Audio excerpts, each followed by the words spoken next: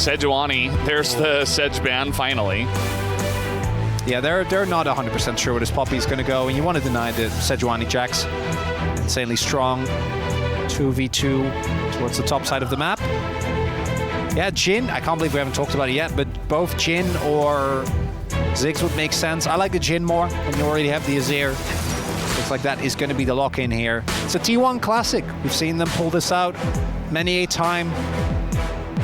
We'll see if it's going to work out here as well. Yeah, I think it offers you a little bit more flexibility as well because you can pair a decent amount of stuff with the Jhin. And you can see exactly what this bottom lane is going to look like for DK. As Sion, the choice for Siwu, and it's Braum for Barrel. I like Braum. I don't like this team comp though. I gotta say. Yeah, I mean, because you have part dive, part peel back. As Sion provides a little bit of space, as Bard makes a ton of sense. I feel Bard's really good into the Jinx specifically because she doesn't have an easy way to get out of the ultimate. Outside of the flash, I think T1's going to be feeling amazing. Like, these are basically full comfort across the board for the composition. Combo dish, I think. So, very curious to see how it's going to go. I think the Poppy as well going to get huge value. Yep, Poppy into Ahri and Vi. Yeah. That's the dream scenario, Veldes. Well, we'll see if it plays out after this draft as we hop into the Rift for game number 3.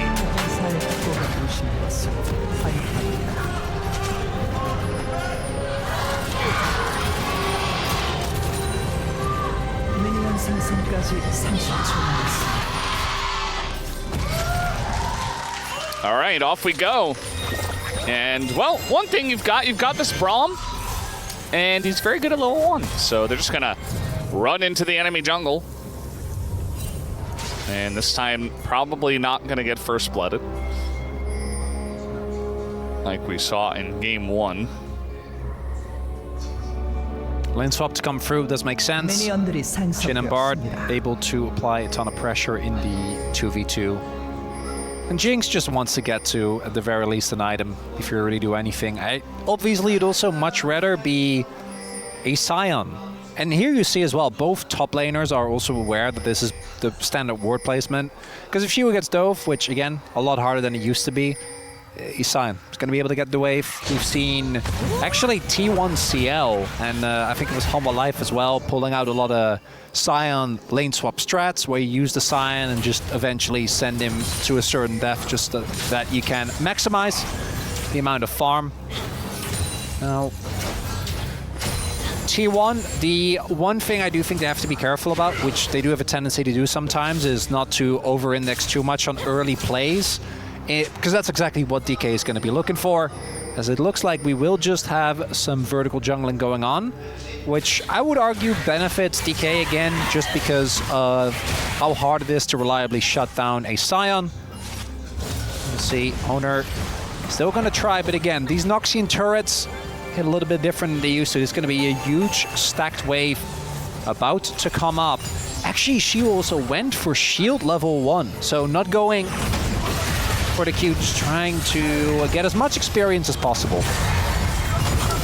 Yeah, I mean, he's getting a lot of experience. He's gonna hit level 2, and let's see if they've got it. Can Poppy do it in 2025? That was a nice stun to stop the Q on the wave. A bit of damage comes in. Oner, though, not quite able to tank it up, but there it is, the flash, and the 4th shot from Guma will get the kill on the Shu, who, as you mentioned before, just gonna farm up the wave. Meanwhile, Doran just getting zoned out of his wave, not going to be taken down, but T1 do get first blood and that first feat of strength. Jhin killing a tank. I never thought I'd see the day Veldes, but does happen. Shiu ends up going down. Doran is going to make it back to the wave. Yeah. Gonna be feeling really good about that one because there isn't really a dive opportunity here. Dive number 2. Good luck for another one. And, I mean, he doesn't have flash this time, right? But a bit of damage comes in. They're not 100% committing just yet, but the Q's gonna hit 2. But now that's Level the Q up. down. Oner gonna eat a turret shot, and Sion doesn't really have a lot of damage to trade back. They're just kind of playing with the Sion underneath this turret. The Q is pretty good, but it's not good enough. And Guma picks up a second kill. 2 kills there for the Jhin. We saw Showmaker, an attempted roam, but it's not going to lead to anything. And even more, they rotated over the bot lane, meaning that this entire wave in top is going to be lost as well. And DK, everything looking a bit disastrous early on T1. You need to be a lot more careful, as we can see with the setup here, to ensure that you actually take him down. Starts off with the Bard stun, which sets up for Oner. No opportunity for Shiu, and then that final auto, the Jhin crit, comes through, and then I think here Shiu is trying to position in a way to both dodge the damage from the Q on the ground, but also not getting stunned by Bard. But unfortunately, that Q usage there, it's kind of tough. The problem is you can't really go for a full charge Q until they have aggro, because the Poppy can cancel it so easily. But you want to try and get it done anyway. Nice flash there from Oner. Guma just takes the one shot. Not going to be at risk.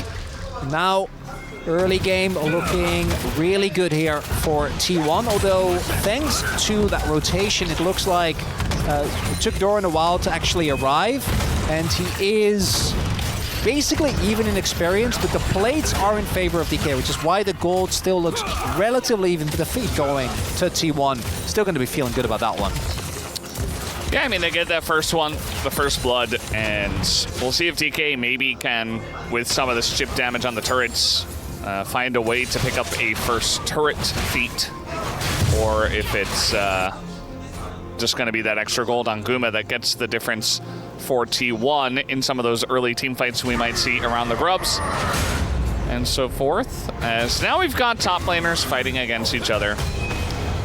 And Shiu, I hope he's not feeling too bad about getting bullied under the turret. The new guy, you know. He must have known what would have happened as long as he locked in Sion. That is kind of resigning to the fate. Yeah. Imagine this was 2024 and he was playing against Peanut. Peanut would be there again. I think he would have already been there like 4 times. Yeah. Like, Peanut always does that to the rookies. He's like, yep, gotta show them the way it goes here in the LCK. The other cost of this is that Oner is severely under-leveled. He's about half a level down on Lucid. So there could be an opportunity to make a play here for DK. Don't know about Lucid just yet, but yeah, I think they should just dip. Just deny the initial grub, make sure that they don't get free, so they don't get the feat. I'm just going to leave it at that, which I think is definitely the right call. Even with Faker's ult being available there, trying to play into an Ahri at level 6, it's not really a risk that you have to take. Yeah. So T1, they get that, they get away. Doran seems to be doing quite well in this lane. He's been able to trade down Shiu a good amount. He's got Demolish, and he's going to elect not to use it. Maybe just worried about the wave being cleared very fast and didn't want to overstay his welcome against the Sion. Was about to hit level 6. You never know what that guy can do. Speaking of which, Lucid up on the top side of the map here. Oh, found its way in. Yeah. But the problem is the wave is pushing into. Yeah, I think the back air is a good call.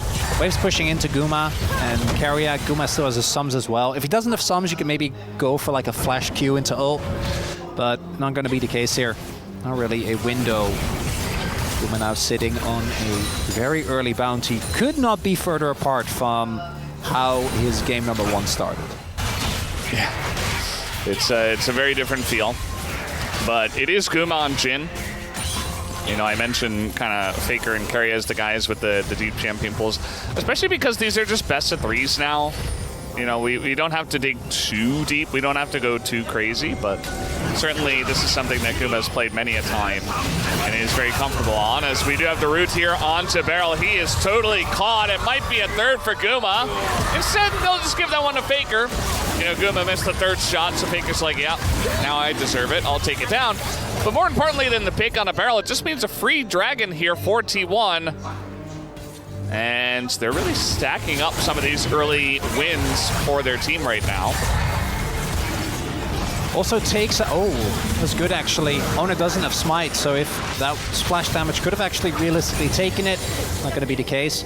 This also means that, again, an opportunity to fight is being denied here for DK. I think DK wants to try and skirmish around the particularly Braum, Ahri, and Vi. And they're not really going to get an opportunity to... Kashiu, realistically, in a mid to late game scenario, is also just going to get beat up by either of the side lanes that he's playing into. I really wonder, I think the problem with the Ornn is that you feel a lot more susceptible to those dives, but the dive works out anyway, and I think Ornn does provide a lot more reliable values. Who's looking for a steal, but just going to get spotted here, and will have to give up. Faker still has flash available, and Lucid decides the better of it. And I think you can see the difference between how T1 was playing in game number 1 and game number 2 and 3. It's so much more restrained. Really doesn't feel like it's the same team playing. Yeah, I mean, it can happen, you know, first game of the season. Can kind of just go awry. As Keria down there at the bottom of the level XP. Not sure exactly why we're highlighting that, but he does have his ult available, so there is that. Barrel just slightly ahead of him in terms of XP. So setting up really good vision coverage here with that invade.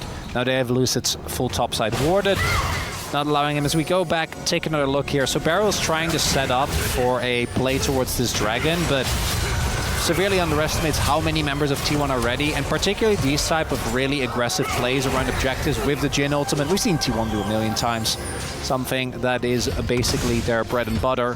As a result, going to be both that first blood and the first objective. First blood, of course, secured a lot earlier, but the first dragon also going their way, and also denying it to DK. At DK, they still have the Jinx, which is basically an insurance policy, but it does feel like if mid-jungle don't get rolling, all your eggs are in the Jinx basket, and there's a lot of ways for T1 to shut that down. Between the Bard ult, between Faker going for a big swoop, Oner getting on the back line, Doran flanks on the Jax, so I think this skirmish is going to be a big one for DK, and I think T1 might also opt to just let it go. I mean, Faker's still in top lane. He could TP if they really wanted to take it, like, immediately, but it does look like they're just going to give this one away. DK will pick up 5 grubs. So at least they've got that, but they're not the team that has a Jax in a side lane, you know? They're not the team that has a very powerful side laning champ. You know, Ahri's more of like a combo duo with the Vi. So you got all these grubs, but hey, they're not despite the 2 kills, aiming's still up in gold. Just ticked over, Valdez. He's the Gold King. Yeah. It was crowned last year. I don't know if it's enough, but it's something. Faker and Guma both in an incredible spot. Imagine Guma should be getting his collector pretty soon. Shiro, meanwhile, has obviously fallen behind due to the early game shenanigans that T1 was able to pull off. Lignan's now done for Showmaker as well. And we saw even there in the previous play when they were contesting for the grubs, Shio actually walked towards basically the entrance of the dragon pit and was just like standing there as like, I need to ult. Wasn't a contest, so no need for him to rotate over. Yeah. And the vision being secured, Keria with the deep ward. And let me tell you, that extra health, it's annoying. Actually, much more than you would initially think. Yeah, but he missed the brush. Well, yeah, I mean, that ward doesn't do a lot. I would just take it as an opportunity to... Uh-oh. Okay, well, we're going extremely deep for this one. It still works, though. It's still Ahri Vi. The question is, can they trade back on this? Is the flash ult from Oner? It's not going to do a whole lot, but keeping Lucid around. Barrel in a rough spot, but he's Braum, and now Keria's going to go down. And all of a sudden, DK begins to win this fight. Doran gets ulted by Shihu, who comes out of left field, essentially.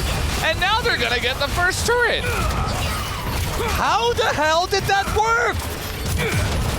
They went to Narnia and back, and this play still worked out. Just kill Faker, and force T1 to overfight, I guess. I gotta see this replay because Oner like flashed the wall. He really wanted to keep them around. He flashed the wall, he ulted them to try to keep them in place, but already Lucid had flashed away and it was only Braum. And they're like, we don't want to kill Braum.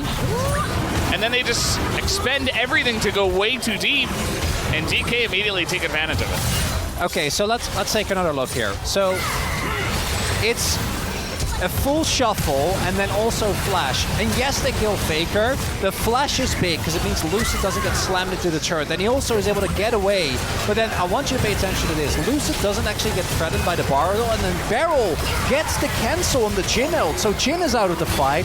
Keria's way too deep. Oner wasn't able to join. Your biggest other damage source, which is Faker, died at the beginning of the play. And all of a sudden, DK pull it around. They really do. Beryl is ecstatic after that one. It could not have gone better. Oh, I guess you could have aced them. But yeah, it was essentially just T1, they do this thing where it's like, okay, well, you know, we're going to trade in some way. We really need to trade this one back. Speaking of trading, that's going to be a steal, so not a great trade for Oner.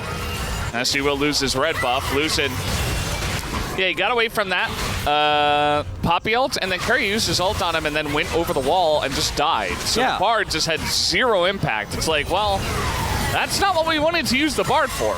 Not to try to punish the Vine that went a bit too deep. It's to try to kill the Jinx, most likely, and to provide a good lane with the Jhin. So a very kind of all over the place team fight for T1, and DK were immediately there to pick up the scraps. So now this game has gotten a lot more interesting because, you know, it kind of felt like T1, they were slowly but surely winning the early game. It looked a little bit like game 2, you know, they're getting all the objectives. Nice timing there, actually. What? But Siu flashed in the wall. This guy is insane. And, you know, with Showmaker coming up, nice charm. Bit of damage in, the Malignus ticking, but okay. Engage Braum. Beryl getting in. The rest of the team joining in. DK going crazy. What are they doing? I don't know. Not a lot. Giving a free turret to Doran? Question mark? Yeah, Shiwa is indeed kind of crazy. That was a sequence of plays, but it was all for the greater good. If they get a kill there as well, bust the turret, I think they're going to be feeling a lot better because now they did invest a good amount. Showmaker's TP as well as Shiwa's flash. Yeah, you get the 1-for-1 trade, so still not the end of the world, and that could have gone a lot better than, again, I kind of saw at the beginning of that play, and it really does feel like DK, at worst, at least are aligned that going extremely ham is the plan. And when you think about it, we talked about this Jinx in a classic front-to-back composition. You can also look at it as a reset comp, right? Where as soon as aiming gets an assist, the duo of Lucid and Showmaker and Shushu creates so much space that as long as he gets anything going with the movement speed, maybe he can be a bigger impact in fights than we initially thought, because T1 is just going to be the one playing on the back foot. And in these few fights that has been the case. Now, feats are dead even. We are one objective away for either team. It's going to be the Dragon in about a minute, and I think that might be where the game ends up. Not necessarily decided with how it's been going thus far, but... Stepped on the chompers. There's the charm. Lucid just totally wide on that one, and he might get punished for it. Everybody's flashing away now. Aiming, nearly getting sniped there with third bullet, but he will just barely get away. So now he doesn't have cleanse or flash against Bard, Azir, and all the threats on the side of T1. That might up ending deciding the game, because it looks like they were trying to get the force of at least the sums out of Guma, and instead, aiming now doesn't have sums for the upcoming fight. Again, the game, in about a minute, either team is going to get feats. It's not really about the feats, but either DK starts stacking dragons or T1 gets soul point this early on in the game. And aiming not having his sums available, especially because it looks like he's most likely going to hit his 2-item power spike, is a really big deal.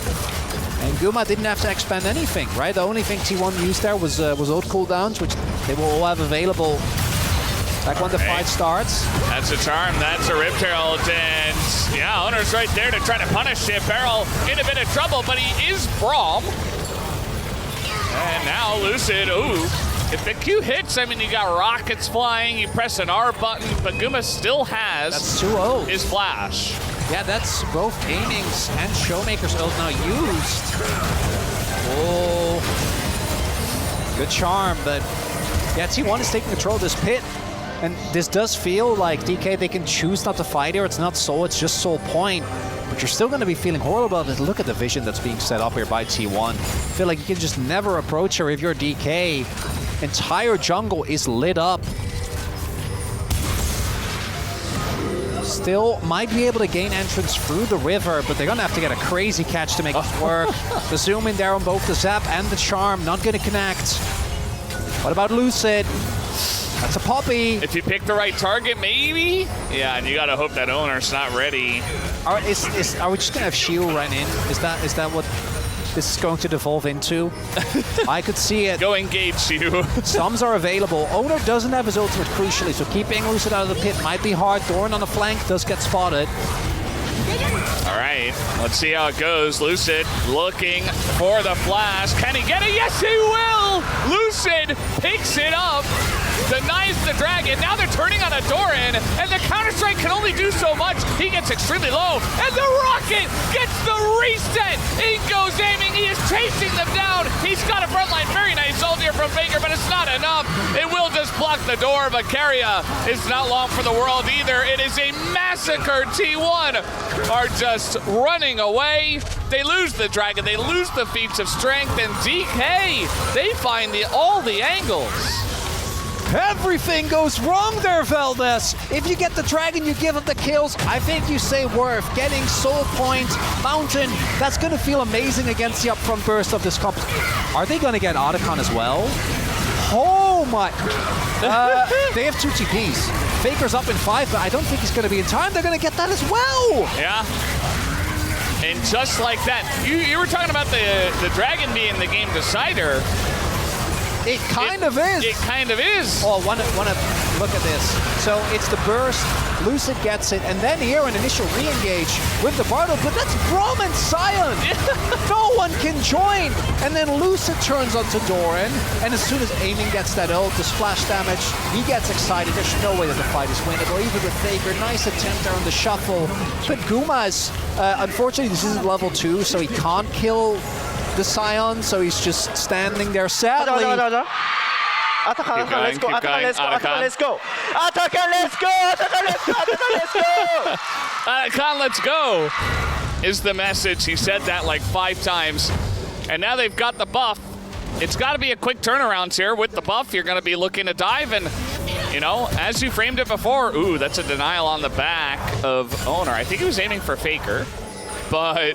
Minute and a half. Buff. Said before, you know, just get some resets, get a dive going.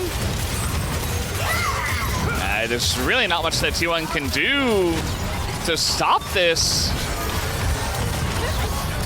Maybe use the Bard ult to buy some time. I'm not sure, because DK are just begging T1 to step up to give any angle at all.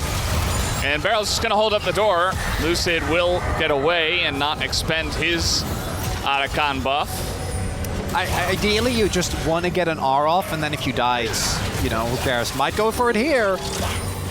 I don't know if he gets his R off, though, as, yeah, he's rooted in well, yeah, okay. There's the revive. In goes you. Very nice engage, actually, but the follow-up is non-existent. Bit of damage on a Guma, though. They got Guma, and that is the most important part, as everybody else just gonna maybe go down. Oner nearly burning. Not gonna happen, so they got Guma. Now, the issue with this is, you know, it was good, but there's no objective, really, after getting Guma, so...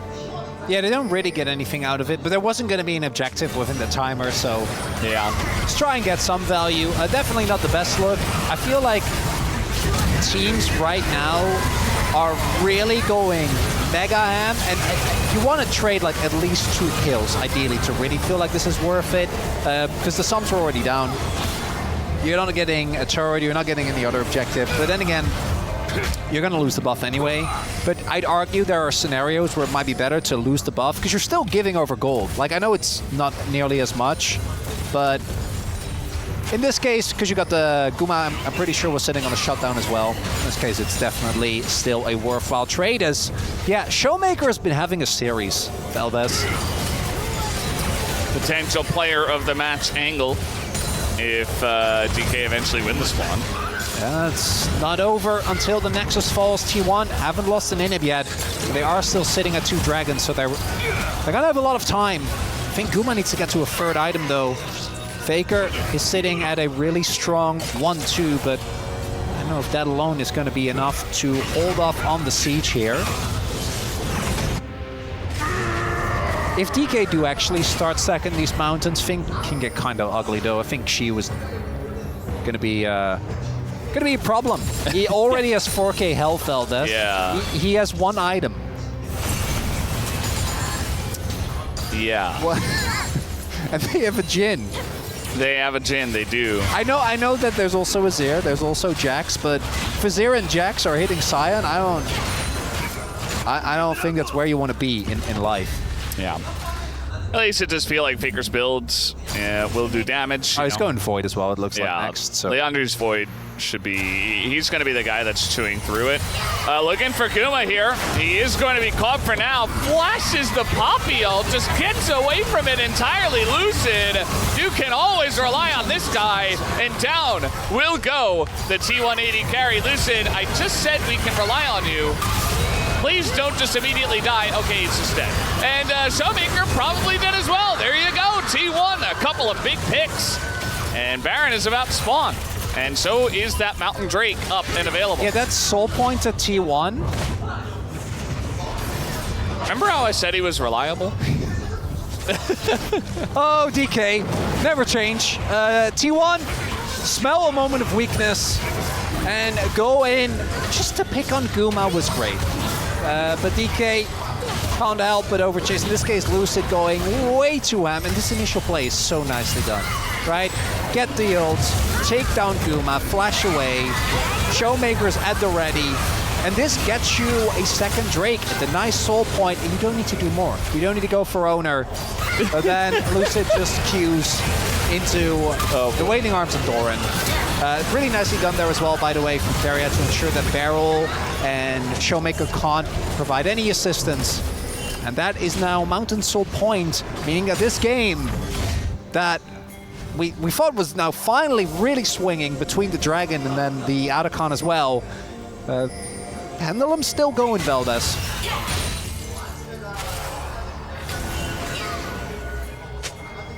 I mean, it's really anybody's game from here. I do think that the Baron is going to be an interesting point of contention. You know, how strong can Doran get as well to really force his way in those side lanes? Like, I'm not sure he can do much against the Sion. He's never really going to get a kill, and Chu's never going to attack him.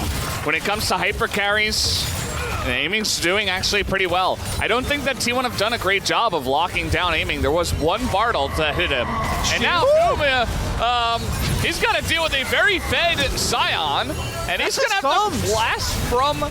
Yeah, flash and cleanse from the Sion. He like just... How did... He wasn't even in bot lane. He was running through the T1 jungle looking for the flank. The entire that's the only reason drifting. That's the only reason he was in that position at all. That's just who does that? This guy is a madman.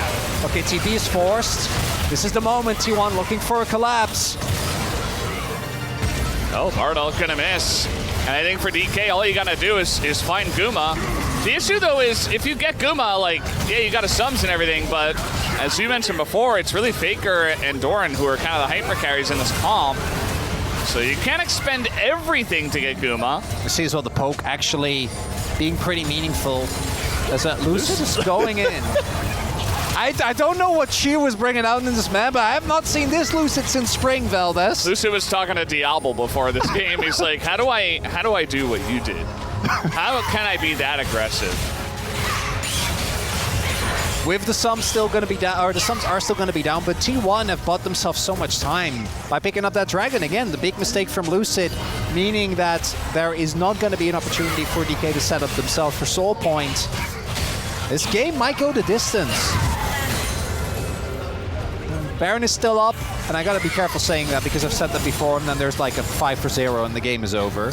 But the game is gonna stand with for T1. It's very straightforward. We're getting to the point in the game where the damage from Lucid and Showmaker shouldn't be enough unless someone is really out of position. So it's gonna come down to can we kill aiming. That man is about to hit his IE, about to hit 4 items, has been unchecked this entire game. And I think the issue is, as you're saying, I'm sure T1 are aware of it, but like, they are not getting any space to get on aiming because Lucid and Showmaker and even the Scion are diving so deep onto the enemy backline. Yeah. And if you trade and aiming as a sums and your carry ends up going down, I don't know if that fight is going to end up going the way that you want it to. What a game, Valdez. What a series. Yeah, I'm just really glad that we're getting some very high-level action here in Game 3, at least, between two very strong teams. I was a little bit worried after Game 1, to be honest. That was that was weird. T1 lost very unceremoniously.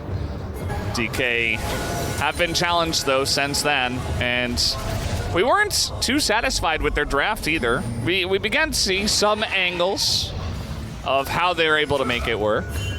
You know, I was saying before that Guma doesn't matter too much, but if aiming's there and he gets a reset on Guma at least, then maybe he can duel with Faker. They're just going to go for their own T1 Baron. This is a DK Baron, but now there is vision. No flank this time. You imagine that DK is going to be looking for the turn. We'll see how it goes. Doran going very far forward into the Braum. As they get the lockdown there on Adoran, and that frontline Oner just burst 100-0. As Guma's doing some nice work, but there is the ult from Faker, gets it, but look at aiming. He's totally untouched the entire time. Aiming gets the reset. Guma is alone, and he is dead. And there you go, DK take a huge fight. They might look for the ends. It's only Doran alive. There is a wave. I don't think that they can, but we'll see. Yeah, it looks like they are still contemplating as well. Gio ended up going down in that extended fight as well. They, at the very least, will be able to get the inhib. We'll see if they're actually choosing to push on. Can also, and I think should back off, get that dragon. Looks like that's going to be the case here instead. Get the inhib, but what a fight win there from DK. As we take a look at this one, Chiu able to dodge away, the Bardold again not really hitting, and then Doran gets tagged, the Braum ult is there, and it looks like a disaster when he uses his ult or his stopwatch, but it doesn't matter, there's still enough damage. Lucid flashes over the ult, and aiming crucially does as well. Aiming stays alive throughout all of it, and if the Jinx doesn't die, you can't win the fight. They need to get the Jinx, and if aiming has flash, and you don't have control of these objectives like T1 do not, there's not a lot of good ways to get his flash. Really, Keria's got to like snipe him with his Bard ult, otherwise but it's got to be Faker, but if he's got flash, you just flash it. But this is still not enough, because they only get a dragon, like they win the fight, yes, but it's 3k gold at 31 minutes, not going to be the end of the world. The mid inhib, also not the best inhib that you can get, definitely the one lowest in value.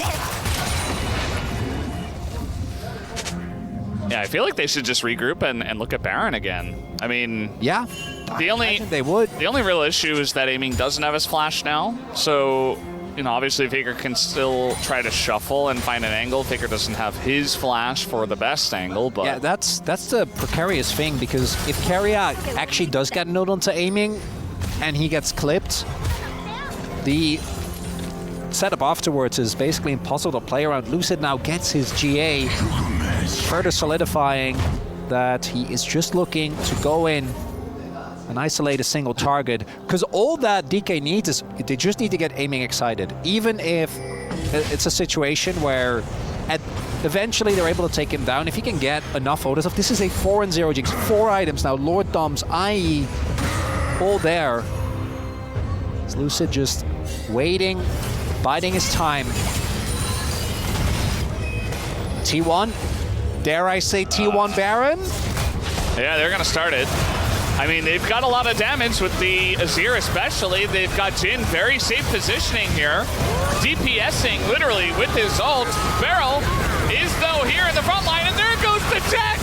And the smite is early from Oner! It's desperation for T1. Down goes the Jax. Will T1 get away? Oh, the Charm hits Faker. The max range. Did they go too deep, though, is the question. There's the GA, though, for the Vi. I think it's enough here for DK. They get a couple of kills. They get an excited Jinx. And they want this game. They want this series right here, right now.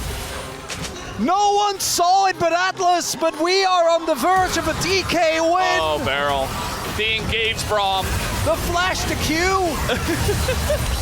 Guma doesn't even flash or cleanse, but I don't think it matters.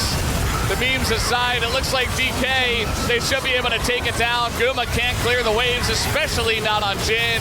Keria, they take down the Vi, and that is all they will get as DPLUS Kia takes the 2-1 victory over T1 tonight.